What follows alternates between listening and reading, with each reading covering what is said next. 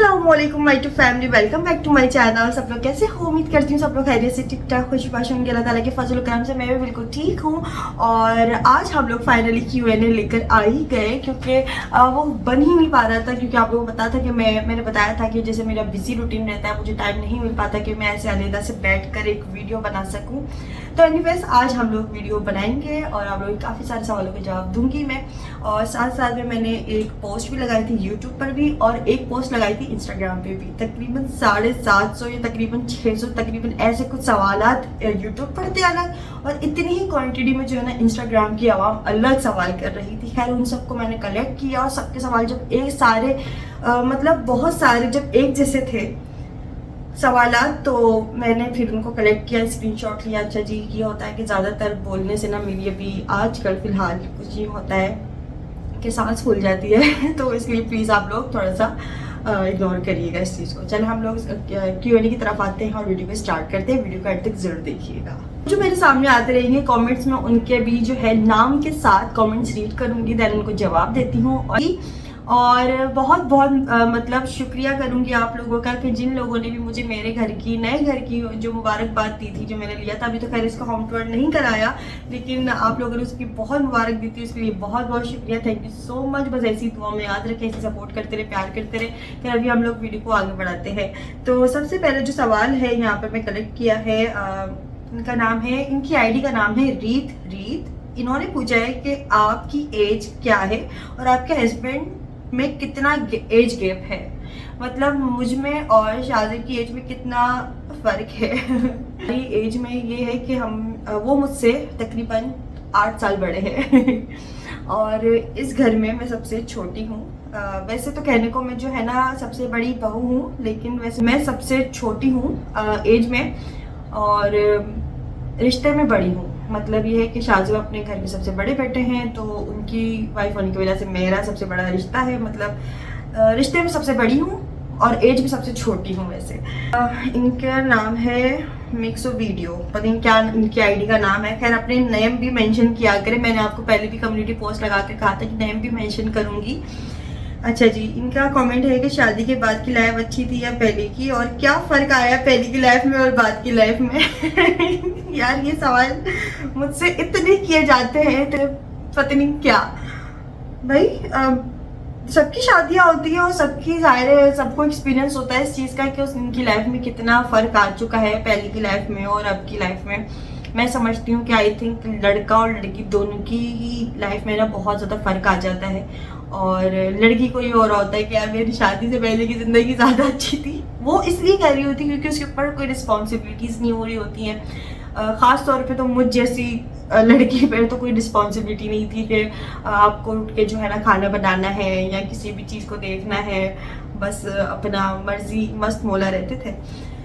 तो बिल्कुल ऐसे जाहिर है आपके ऊपर एक रिस्पॉन्सिबिलिटी पड़ जाती है, आपके ऊपर जिम्मेदारी पड़ जाती है। आपके ऊपर सिर्फ और सिर्फ आपके शौहर की जिम्मेदारी नहीं होती, पूरे घर की जिम्मेदारी होती है, पूरी फैमिली की जिम्मेदारी होती है, पूरी हर चीज़ की जिम्मेदारी हो रही होती है। और अगर फ़र्क किया जाए यार कौन सी अच्छी है, और खैर बुरी तो नहीं बोलेंगे, लेकिन हाँ अगर आप कह लो कि आप अपनी मर्जी से अपनी ज़िंदगी जो जी रहे होते हो, अपने लिए जो जी रहे होते हो ना अपनी ज़िंदगी को, वो शादी से पहले जी रहे होते हो। एक शादी से पहले की जो ज़िंदगी होती है वो आपको शादी के बाद की लाइफ कभी मिल ही नहीं सकती है, क्योंकि आप बिल्कुल एक मौज मस्ती में गुजार रहे होते हो। आपके ऊपर कोई ना जिम्मेदारी होती है, ना आपको इन चीज़ों का कभी एहसास होता है। और कभी किसी चीज़ का अगर आपको वो हो भी जाए तो आप अपने घर वालों से बहुत आसानी से और बहुत अच्छे से उसको डिस्कस कर लेते हो। बहुत सारे फ़र्क आ जाते हैं आपकी शादी में। मतलब अगर मैं एज अ लड़की बात करूँ तो यही बोलूँगी कि शादी से पहले की ज़िंदगी वाकई में बहुत उस लाइफ को अच्छे से एंजॉय करो, उस लाइफ को अच्छे से जियो। बहुत सारी मैं मीम्स इस तरह के देख रही होती हूँ कि बस जो शादी के लिए ऐसे उतावले हो रहे होते हैं जैसे पता नहीं क्या उनकी शादी की तो पता नहीं क्या मिल जाएगा, लेकिन ऐसा नहीं होता। शादी के बाद बहुत सारी रिस्पॉन्सिबिलिटीज़ होती है, जिम्मेदारियाँ होती हैं। शादी कोई खेल नहीं होता, कोई मजाक नहीं होता, कोई हर चीज़ मजाक में नहीं की जाती। तो बस ये है कि आपको एक मैच्योर होना पड़ता है, सेंसिबल होना पड़ता है। भले आप कितने भी नॉन सेंसिबल हो और कितनी भी नॉन सीरियस हो, आपको सीरियस होना पड़ता ही है। बहुत सारे वक्त और हालात और चीज़ें आपको सीरियस बना देती हैं। तो क्योंकि यार अब मुझे समझ में आता है कि कौन लड़कियां हैं जो शादी की एंट्री हो रही है तो डांस करती हुई आ रही हैं, रुखसत हो रही है तो डांस करती हुई जा रही हैं, नाच रही हैं पागल की तरह, बस पता नहीं किस बात की खुशी है। अरे भाई शादी हो रही, शादी कोई मजाक नहीं होती, जिम्मेदारियों का नाम है शादी। एक आप समझ लो कि आपने एक पला पलाया किसी का बच्चा जो है ना आपने खुद पालना है तो उसको समझना है। और अगर आपकी अरेंज मैरिज हो रही है तो फिर आप तो बहुत जो है ना चीज़ों को समझने में एक टाइम लगता है। खैर एनीवेज, जो भी इतना बड़ा आंसर हो गया इसका, लेकिन बस ये बोलूँगी कि हाँ, शादी से पहले की ज़िंदगी कुछ और होती है, शादी के बाद कुछ और होती है, लेकिन शादी से पहले और शादी के बाद की ज़िंदगी को कंपेरिजन करा जाए तो वो शादी से पहले की ज़िंदगी बहुत मुख्तलिफ और अच्छी होती है। की आईडी का नाम क्या है? पुचको गुड्डी कैसी कैसी आईडी के नाम बनाते हो। अच्छा, how's life change after marriage and what should we do make husband happy and maintain healthy relationship. ये तो खैर आप लोगों को पता हो तो मुझे भी कमेंट्स करके जरूर बताइएगा कि अपने रिलेशन को किस तरह से मेंटेन और हेल्थी बनाते हैं। खैर मैं भी, और अपने हस्बैंड को खुश किस तरह से करते हैं। How to maintain relationship with in-laws? I am going to marry next year, inshallah. So really want to know these things.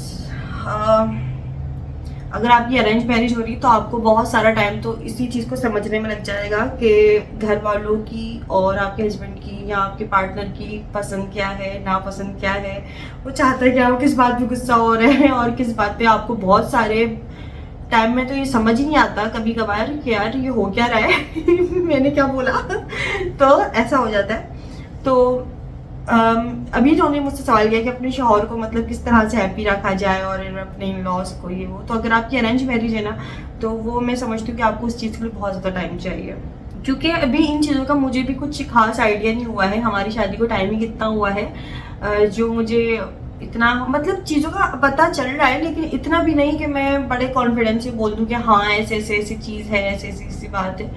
तो ऐसा नहीं है, चीज़ों को समझने में टाइम लगता है। और अभी मैं अभी उसी उस पर चल रही हूँ पटरी पे, कि आप समझ लो कि बस मैं सीख रही हूँ अभी सबके मूड को समझने की, जज करने की, अज्यूम करने की कोशिश कर रही हूँ। और अल्लाह बेहतर करे आगे। बाकी लाइफ विद अनुषाज इकरा, इनकी कमेंट है कि मेरा क्वेश्चन ये है कि नॉर्मल ब्लॉग के अलावा कोई एक्टिविटी, प्रैंक, चैलेंज अपने हस्बैंड के साथ या किसी और के साथ करें कि वीडियो कुछ चेंज आए।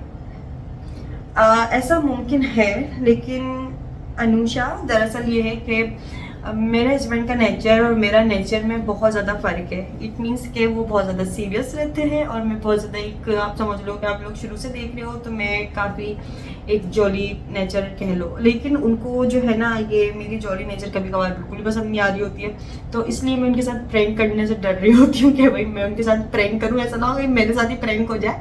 तो इसलिए दूसरा ये कि लाइफ चैलेंज या कोई भी इस तरह के चैलेंजेस आप जो कह रहे हो, खैर इंशाल्लाह मैं बात करूँगी, देखो क्या पता बन जाए, क्या पता ना भी बने। मेरा नाम हिना है, लव यू अंबर, एंड मेरा नाम लेके दुआ करना कि मुझे औलाद से नवाजें, आमीन। वही सब लोग हिना खान के लिए दुआ करें कि अल्लाह पाक इनको औलाद की नेमत से नवाजे और भले बेटा हो या बेटी। नामा का एक कमेंट है, उन्होंने कहा है कि मेरा एक क्वेश्चन है आपसे, आप स्टडी कर रही हो या स्टॉप कर दिया है, आपका एजुकेशन क्या है? मेरा नाम इशरत है, डेली आपके व्लॉग देखती हूँ, इंटरेस्टिंग होते हैं और आप जो घर में काम करती हो उससे देखकर हमें भी इंटरेस्ट आता है घर के काम करने में। Thank you so much. इन्होंने क्या नाम बोला था अपना? हाँ, Ishrat, thank you so much. दूसरी बात ये कि मैंने अपना स्टडी जो है ना मतलब मैंने काफ़ी पहले ही छोड़ दिया था। मीन्स के यूनिवर्सिटी में जाती थी, मैंने वहाँ पर 2 साल रेगुलर गई हूँ और उसके बाद मैंने एग्ज़ाम्स भी दिए हैं। फिर उसके बाद मेरे कुछ लाइफ में ना कुछ प्रॉब्लम्स आ गई थी जिसकी वजह से वो मुझे ना बस पता ही नहीं चला कि मेरे एग्ज़ाम्स कब हो रहे हैं, मेरे असाइनमेंट्स कब हो रहे हैं, व्हाटएवर पता नहीं क्या क्या। तो जिसकी वजह से ना फिर मुझे ब्रेक लेना पड़ गया था। फिर मैंने 2 साल का जो है ना वो अपना पास सर्टिफिकेट निकलवा लिया था। मैंने वैसे BS कॉमर्स किया हुआ है और ये मामला है। तो बस वो जस्ट उतना ही हो सका मुझसे ना। समा अजीज़ का कमेंट है कि आपकी न्यू नाच की वीडियो कब आएगी और आप हैदराबाद में एक मीटअप रखें प्लीज़। उन्होंने मुझे 2 कमेंट्स किए हैं। अच्छा जी, दरअसल ये है कि शादी के बाद मेरा कराची जाना हुआ ही नहीं है तकरीबन। बस शादी से पहले जो मैं कराची गई थी मैं वही गई हुई हूँ, क्योंकि एक तो उनकी जॉब का इशू है, मतलब आप लोग समझ सकते हैं उनको छुट्टी जो है ना इतनी लंबी नहीं मिल सकती अभी कि मैं कराची जाऊँ और फिर वहाँ पे घूमूँ फिरूँ और अपना वीकेंड इंजॉय करूँ। तो बस ये होता है। हाँ, आना जाना कर सकते हैं, लेकिन उसके लिए भी फिर अपनी कन्वेंस होनी चाहिए। सो अभी फ़िलहाल मैं कराची का रिस्क भी नहीं ले सकती ना, मैं नहीं जा रही अभी। यदि कब जाना हो कराची जाने के लिए भी सोचना पड़ेगा, मैं बता दूंगी जब भी हुआ तो। वो तो इंशाल्लाह व्लॉग आप लोग देख ही लोगे। प्लीज, मेरा नाम है आफिया है। आफिया, हेलो आफिया, कैसी हैं आप? इतने बड़े बड़े कमेंट्स पे नीचे नाम लिखा हुआ है, बस आफिया लिख देती, मैं पढ़ लेती ऐसे ही। सलाम मेरी प्यारी अंबर, मेरा ये सवाल है कि आपकी हस्बैंड की जॉब कौन सी है? आपकी जोड़ी बहुत क्यूट है। मैंने पहले भी बताया था कि मेरे हस्बैंड की जॉब क्या है। वो होते हैं कोर्ट में होते हैं, और उनका डिपार्टमेंट भी मैंने पहले बता दिया था। दोबारा सोशल वर्क कर रहे होते हैं। ये है। अपना होम टूर दो। हीना ने बोला है होम टूर कौन सा वाला, ये वाला होम टूर या वो वाला होम टूर? वैसे तो होम टूर मैंने इसका भी नहीं दिया है, डिले हो जाता है किसी न किसी वजह से, कभी लाइट का इश्यू, कभी कोई, वही अपना बिजी रूटीन की वजह से। शादी के बाद क्या क्या चैलेंजेस आए? रिस्पॉन्सिबिलिटीज और बढ़ जाती हैं बाद में, बट इसके अलावा कोई भी बहुत बड़ी परेशानी आई हो या कोई भी मसला हुआ हो इन लॉज में, कैसे डील करती हैं? कुछ सजेशंस देना चाहिए। शादी के बाद चैलेंजेस ही होते हैं इंसान के, मुझे लगता है। आप अगर आप शादी कर रहे हो तो आप समझ लो आप आपको हर तरह के चैलेंजेस के लिए अपने आप को रेडी कर रहे हो। भाग नहीं सकते उनसे, कहीं मुंह छुपा नहीं सकते, तो उन चीज़ों को आपने तो डील करना ही करना है, उन चीज़ों को फेस करना ही करना है। तो बस ये है कि थोड़ा सा सब्र और तहम्मुल से काम ले लो तो ज़्यादा बेहतर है। अरे लड़कियां जो ज़्यादातर होती हैं वो छोटी उम्र में उनकी शादी होती है, या कुछ भी कह लो, वो लड़के से छोटी ही होती हैं। अगर वो अपनी रूटीन चला रही हैं तो हो सकता है कि इस वजह से ज़्यादा इश्यूज हों, बट इस चीज़ को फिर आपने समझना है कि यार जो है ना इस इशू बन कहाँ से रहा है और उस इशू को ख़त्म करना चाहिए। एंड एक्सपेक्टेशंस और उम्मीदें जो भी हैं आपने सिर्फ और सिर्फ अपने अल्लाह से लगानी है और किसी से भी नहीं लगानी। बस आगे चलो, देन अल्लाह मालिक है, और बस अल्लाह ताला से अपनी बेहतरी मांग। सना बेगम का सवाल है कि when you are shifting to new home, अब जो घर में हो वो रेंट का है या ऑन हाउस? ये वाला जो घर है ना, ये वाला घर भी मतलब मेरे ससुराल वालों का है, और वो वाला जो घर है वो मैंने खरीदा था। मैंने आप लोगों को पहले भी बताया था, तो वो मैंने खरीदा है। तो वो अभी फ़िलहाल खाली है। वो वही बात है कि उसका अभी मतलब वही मीटर की वजह से तो उसका कनेक्शन हो जाए तो इंशाल्लाह फिर बताती हूँ कि आगे करना है क्या है। मुझे भी खुद भी समझ नहीं आ रहा, क्योंकि हम चाहें तो उसके अंदर एक बिज़नेस भी शुरू कर सकते हैं बहुत ज़बरदस्त सा, हम चाहें तो उसमें शिफ्ट भी हो सकते हैं, हम चाहें तो उसको रेंट पे दे सकते हैं, जो मर्जी आए हम कर सकते हैं। लेकिन अभी फ़िलहाल मैंने ऐसा कुछ भी नहीं सोचा। बस ये था कि अभी पहले इसका मीटर लगे, इसमें जो है ना अल्लाह का जिक्र हो, चीज़ें होंगी, हम कुछ उसके बाद ही कुछ आगे सोचेंगे इसका क्या करना है। इनकी आईडी का नाम है यूनिक, और इन्होंने इतना बड़ा कोई सवाल किया हुआ है। इनका सवाल सबसे पहला तो ये है कि यूट्यूब से कितनी अर्निंग होती है। दूसरा ये कि आपके न्यू हाउस में भूत है क्या, चेक करके बताइएगा है। और तीसरे नंबर का सवाल ये है कि आपके हिसाब से आपके 1 मिलियन सब्सक्राइबर कब होंगे? Good question. अच्छा, नंबर चौथा सवाल ये है कि आपके चैनल कब मोनेटाइज हुआ था? सेकंड लास्ट क्वेश्चन, आपके पूरे साल की कितनी इनकम होती है? अबे यार, मिला के दिखाइए। लास्ट क्वेश्चन, आईफोन कब लेंगी? उससे व्लॉगिंग किया करें, बहुत अच्छी क्वालिटी से बनेगी। अच्छा जी, इतने सारे सवालात इन्होंने एक साथ कर लिए कि बस क्या बताऊं, तकरीबन 5 से 6 सवाल एक साथ कर लिए। खैर मैं इनका जल्दी जल्दी आंसर दे देती हूँ, वीडियो ज़्यादा लंबी नहीं करनी। आपकी वीडियो अर्निंग कितनी? अच्छा, अर्निंग यार अलग अलग हिसाब से होती है और अलग अलग महीने में अलग अलग तरीके की आती है, क्योंकि मतलब हर महीने अलग अलग कंटेंट, अलग अलग वीडियोस चलती हैं। किसी पे व्यूज़ ज़्यादा होते हैं, किसी पे कम होते हैं, लेकिन व्यूज़ से भी अपना क्या कहते हैं इतना कोई ख़ास अर्निंग नहीं होती है। अर्निंग होती है तो उससे होती है अपना वॉच टाइम से। अगर मैं बात करूं अगर आप लोगों को समझाने के लिए, तो मेरी जो नात की वीडियोस होती हैं वो तकरीबन 2 से 3 मिनट की होती हैं, लेकिन उस पर अर्निंग अच्छी हो जाती है मेरी। क्योंकि लोग उसको फुल वॉच करते हैं, फुल मतलब फुल उसको सुनते हैं उस नात को, तो इसलिए उसका वॉच टाइम बहुत अच्छा आता है। और अगर मैं बात की करूँ कि मैं कोई लंबा चौड़ा व्लॉग बना रही हूँ लेकिन लोग उसको बस 2 सेकंड का देखकर ही हटा रहे हैं, तो उसका वॉच टाइम इतना कोई खास नहीं बनेगा। तो मतलब ये कहने का मकसद है। सही, तो अलग अलग मंथ में अलग अलग तरह की होती है, जितनी अपनी एफर्ट्स लगाते हो उतना आप इनकम कमाते हो। यूट्यूब में ये फायदा होता है। बाकी आपके न्यू हाउस में भूत है क्या, चेक करके बताइए। अल्लाह मुझे ऐसे मत डराओ, मुझे ऐसे मत बोलो अल्लाह ना करे उसमें कुछ ऐसा कुछ हो।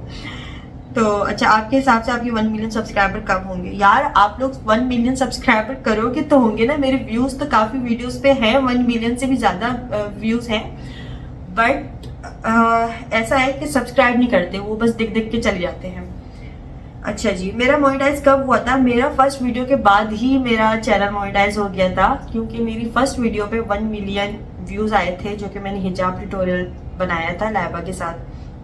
तो उसमें 1 मिलियन आए थे, उसकी अर्निंग भी बहुत अच्छी हुई थी, उसमें मोनेटाइजेशन भी मतलब फर्स्ट वीडियो के बाद ही हुई थी। मतलब मैंने जब से यूट्यूब अपना शुरू किया है तब से ही मोनेटाइज हुआ हुआ है चैनल। अच्छा जी, पूरे साल में अर्निंग कितनी होती है? ये तो मैंने भी नहीं लगाया हिसाब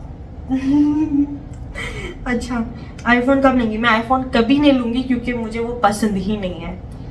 और बस ये सवाल तक है अच्छा जी, आगे चलते हैं। मुंतहा यहाँ पे इनका आईडी का नाम है। अस्सलाम वालेकुम, आप हो तो अभी तक यूट्यूब पर बताया क्यों नहीं? आपको कौन सा गुड़िया आपकी डिलीवरी कब है? कौन से मन में? मुझे आपके ब्लॉग बहुत पसंद आ रहे हैं, बहुत सारी खुशियों से नवाजे। अच्छा, बहुत सारी दुआएं दी हैं इन्होंने मुंतहा ने, और कुछ सवालात किए हैं, खैर उनका जवाब मैं अभी नहीं दे सकती बिल्कुल भी।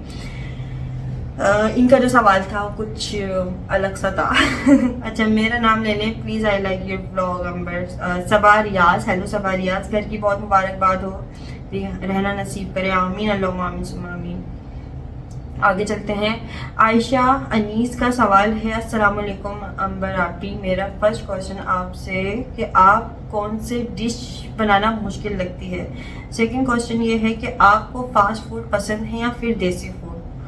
मैं तो आपकी सारी फैमिली के ब्लॉग देखती हूँ। जब मैं अपना फ़ोन उठाती हूँ पहले आपकी अम्मी का ब्लॉग देखती हूँ, आपकी सिस्टर का, आपकी भाभी का, फिर आपका ब्लॉग देखती हूँ। Your family blog is too much good, घर की बहुत मुबारक हो।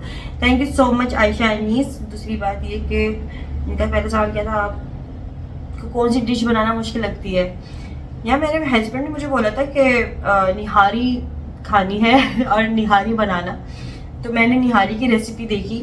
सबसे पहले तो अपनी अम्मी की वीडियो पे ही मैं मतलब जाती हूँ, उसमें देखती हूँ, क्योंकि अम्मी का समझाने का तरीका और फिर अम्मी के हाथ के जायके, दोनों ही चीज़ें मुझे पता है, तो मतलब अच्छा लगता है, तो इसलिए ना मैं उनकी वीडियो देखती हूँ। मैंने उनकी वीडियो भी देखी थी निहारी की, तो थोड़ा सा मुझे ना मुश्किल लग रहा था कि यार ये इसमें ये होगा, वैसे ये होगा, तो निहारी अभी तक मैंने नहीं बनाई, ट्राई नहीं करी है, लेकिन ये है कि इसको बनाने की मेरी ख्वाहिश है बाकी कोशिश करेंगे तो बन जाएगी इंशाल्लाह। सेकंड क्वेश्चन है, आपके फास्ट फूड पसंद है या देसी फूड? दोनों खा लेती हूँ। फास्ट फूड भी हमेशा अच्छा नहीं लगता और देसी फूड भी कभी कभार घर में अच्छा नहीं लग रहा होगा तो फास्ट फूड मंगवा लेती हूँ। बाकी आपने कहा कि वीडियोस देखती हूँ, घर की मुबारकबाद, उसके लिए बहुत थैंक यू सो मच, शुक्रिया। मेरा अच्छा, नेक्स्ट क्वेश्चन की तरफ आते हैं। मेरा 2 सवाल हैं। अगर आपके हस्बैंड आपसे कहें व्लॉगिंग करना छोड़ दो तो आप उसकी बात मानेंगी?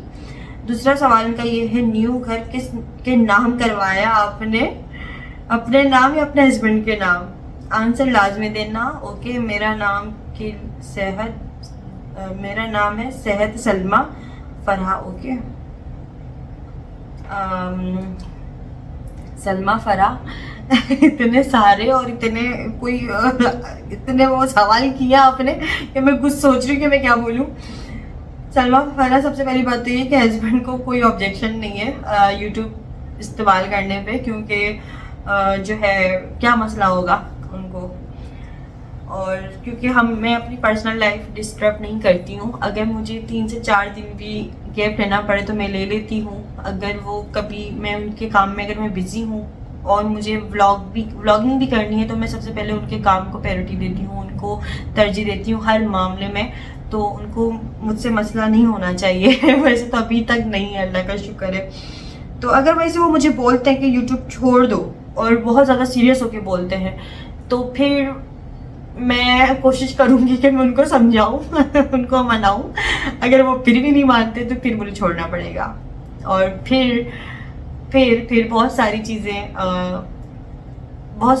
एक तरफ हो जाएंगी और इनका दूसरा सवाल इतना अजीब सा लगा है, मतलब इनका सवाल ये कि अपना न्यू घर किसके नाम करवाया है, अपने हस्बैंड के नाम या अपने नाम।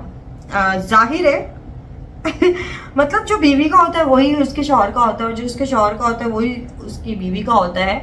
लेकिन अगर आपके इस तरह का सवाल है तो खैर मैं यही जवाब दूंगी कि भाई जाहिर है, अगर औरत अगर कुछ सेविंग कर रही है और अपने लिए कुछ करना चाहती है और वो अपना घर करना चाहती है तो जाहिर है अपने नाम पर ही कराएगी और अपने हस्बैंड से यही बोलेगी कि वो हमारा घर है, ना कि वो ये करके बोलेगी वो मेरा अकेले का घर है, मैं उसमें अकेली रहूंगी। नहीं, वो हम दोनों का घर है। वैसे तो जर्रीन शाहीन, हस्बैंड कहना ना माने तो बीवी क्या करे।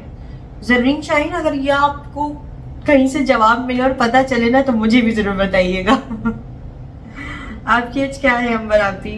मेरी एज साल के हिसाब से चल रही होती क्योंकि मैं 2000 में पैदा हुई थी। मेरा नाम सैदा बानिया है, नयाब हसन जाफरी है, व्लॉग में यही नाम लेना। अच्छा ठीक है ले लिया।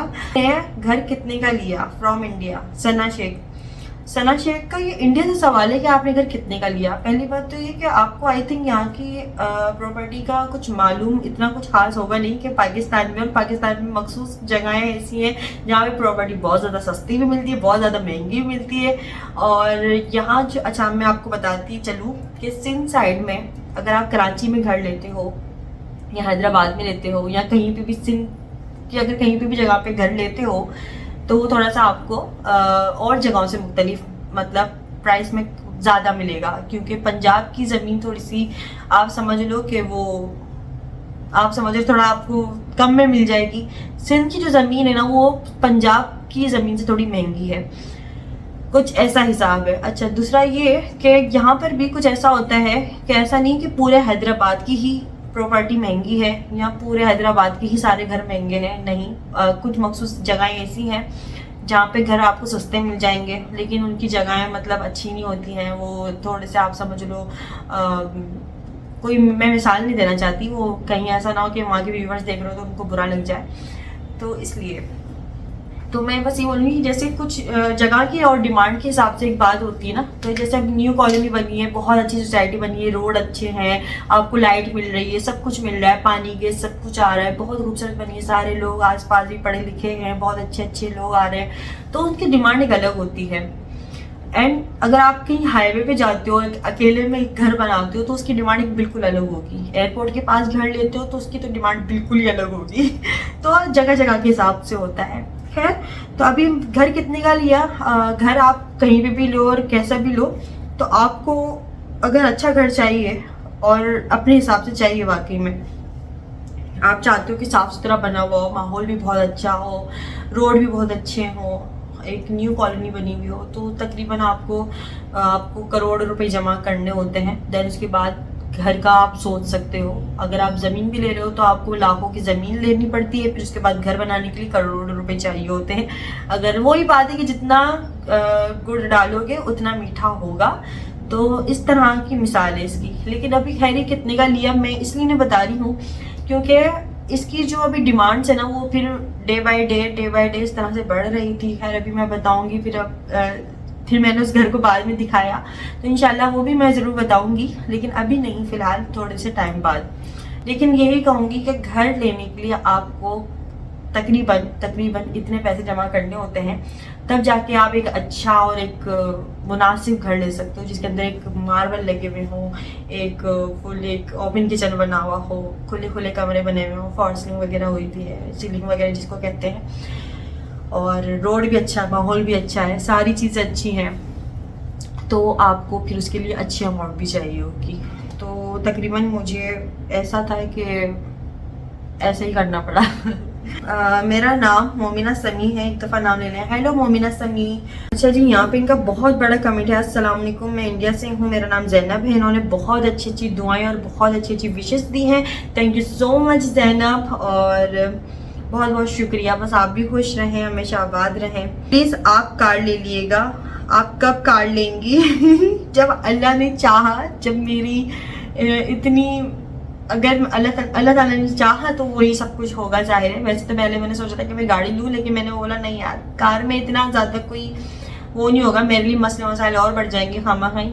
तो आप प्रॉपर्टी लेके डाल दो, फिर उसकी वैल्यू भी बढ़ती रहे, या ना भी बढ़े तो एक है तो ना कि मेरा एक घर तो है ना तो एक ये है, इसलिए मैंने घर की तरफ ज़्यादा वो किया। लेकिन किसकी बेबी की शॉपिंग हो रही है? हाँ, फिलहाल तो बाजी की बेबी की शॉपिंग हो रही थी। नेक्स्ट क्वेश्चन की तरफ आते हैं।